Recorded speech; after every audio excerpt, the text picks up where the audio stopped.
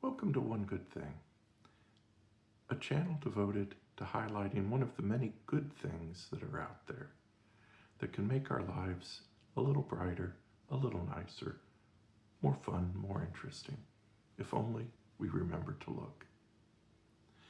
Today, I wanted to do a video about a piece of music for the first time, and in selecting a piece of music, it really raised some questions about what I wanted this channel to be.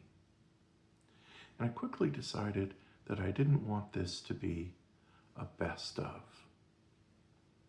And there were a couple of reasons for that. One of them is that I wanted to be off the beaten path a bit. I figured we don't really need another video about Sgt. Pepper or about Beethoven's Ninth. Or if we do, we probably don't need it from me. So instead, I wanted to highlight something that maybe you won't have heard before, or maybe you know, but just haven't listened to in a while. Also, I want the focus of this channel not to be on a few good things. I didn't want to narrow our focus. Rather, I wanted to open us up and remind ourselves to be aware of the many really good things that are out there. So I realize that doesn't necessarily provide the most sterling recommendation for the album that I'm going to present, to say, hey everybody, here's something that's really good, but it's accessible and it's out there for us, and it's just one of the many that we could be listening to, and that's really the way I want to think about it. So the album that I'm wanting to highlight today is Getz Gilberto, which is a collaboration between the American jazz sax player Stan Getz and one of the founding fathers of the Brazilian bossa nova sound, Joao Gilberto. It's released in 1964, and I believe it's one of the best-selling jazz albums of all time. It's in the year it became eligible for Grammys, 1965. It won several, let's see, I have them here, Best Album of the Year, Best Jazz Album of the Year, Best Record of the Year. And that was for the song Girl from Ipanema. It helped kick off a real craze for bossa nova in the US. And it's a sound that you still hear today. In fact, my daughter introduced me to a young Icelandic artist, Leve, I hope I'm saying that right, Laufey. And sure enough, she was playing this wonderful song she had written that was based on bossa nova rhythms. For me, this album really hits a wonderful sweet spot. For one thing, it is very interesting. It's very accessible. It's relaxing, and yet it's still upbeat. It's calm, and yet it kind of makes you want to move. And it also feels effortless. But the more I listen to it, the more I realize how beautifully crafted it is. So I think it's a pretty unique album. At least it is among the things that I listen to. And so I hope if you haven't heard it, that you'll feel rewarded.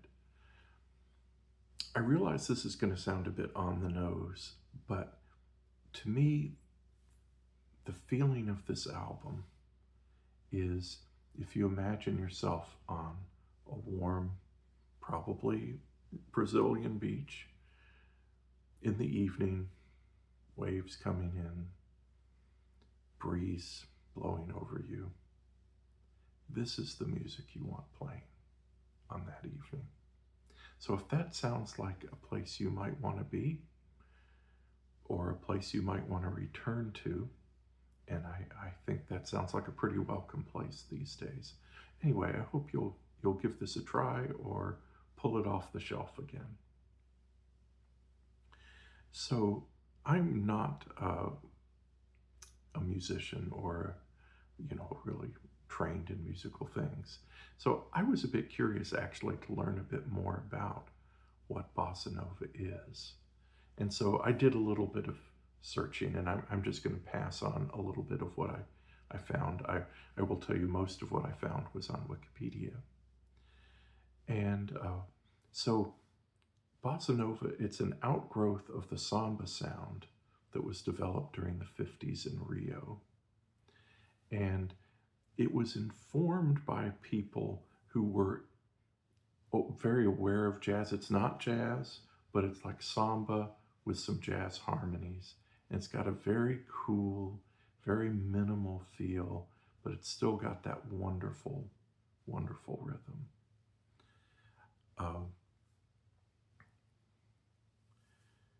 Sorry, I'm just checking my notes here. So during the 60s, there were a few American jazz musicians, Stan Getz from this album, also Charlie Bird, who were interested in cross-pollinating with this Brazilian sound and using it to seed some of their own music. And that was the inspiration for this album. And an interesting note, I guess maybe it's my generation, but I think of the genre world music as being kicked off by the Paul Simon album Graceland, which was released in 1986. But here we go, 1964, and we've got that cross-pollination occurring between Brazilian musicians and American jazz. So every generation thinks they invented it, I guess. One last note that I'd like to point out is, well, I saw this in Wikipedia. I didn't verify it, but even if it's not true, maybe it ought to be, because it does have the ring of truth. And it claimed that Gilberto was not actually very pleased with the way Getz was playing on the album. And I can believe that, because whereas I'm sure the sound that Gilberto had in his mind, the bossa nova sound, is so minimal and relaxed and effortless sounding. And Getz comes in and his sax, it's kind of angular, and it's definitely a bit raucous.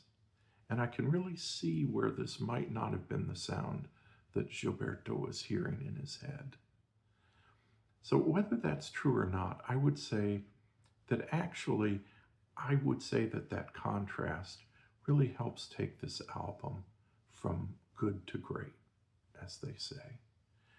That if this had just been a pure bossa nova album, it would have been, I'm sure, wonderful, and it would have taken us to a very nice place. But I think it would have been a bit one note, maybe. But this extra dimension that Getz's sax adds, this extra complexity, this extra layer, I really feel it elevates the album, setting up that contrast.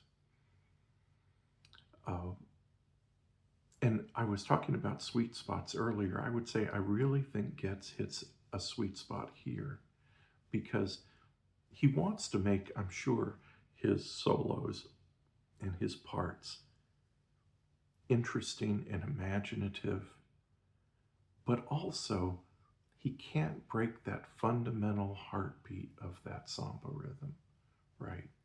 If he goes too far out, it'll probably all just fall apart. At the same time, he doesn't want to be boring, so he's got to strike that balance. And that's one of the things that really stands out to me about this album, is the musicianship that's required, not just in the sense of being able to play their instruments, and of course they're masters, but the sense for the music on the part of all of the artists involved to somehow expand the genre and do interesting things, and yet still stay in that wonderful place place and keep that wonderful flow going. Anyway, I hope you will enjoy this album, whether for the first time or for listening to it again. And also, I'd say I hope that this video will just remind us all to maybe go listen to something we haven't listened to in a while.